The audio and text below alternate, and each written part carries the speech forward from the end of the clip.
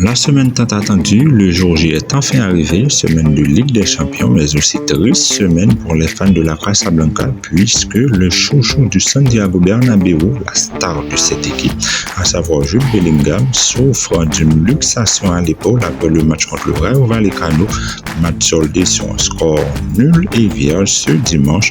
Il ne sera pas de la partie contre les Portugais demain en Ligue des Champions, mesdames, messieurs, à savoir Braga.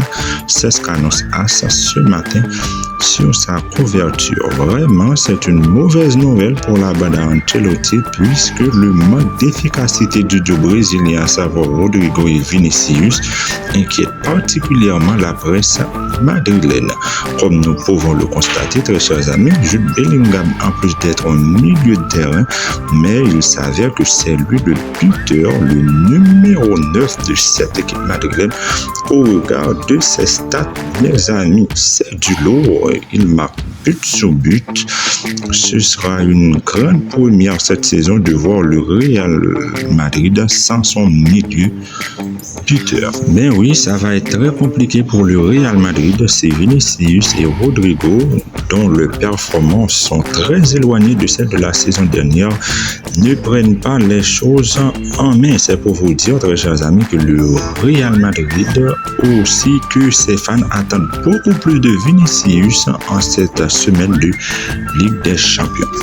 Autre actualité, très chers amis, toujours concernant la Casablanca, le milieu relayeur latéral gauche, sentinelle, Eduardo Camavinga est devenu un vrai joueur polyvalent de cette équipe madrilène, auteur de 14 rencontres, toutes compétitions confondues cette saison, 10 titularisations et une passe décisive.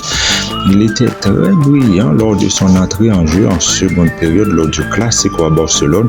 Pour le récompenser, le Real Madrid lui a offert une prolongation de son contrat de 2 ans, soit jusqu'en 2029. Et pour finir, mesdames, messieurs, la très grosse annonce de Carlo Ancelotti en conférence de presse ce mardi matin: nous n'avons pas besoin de recruter en janvier durant la deuxième partie de la saison.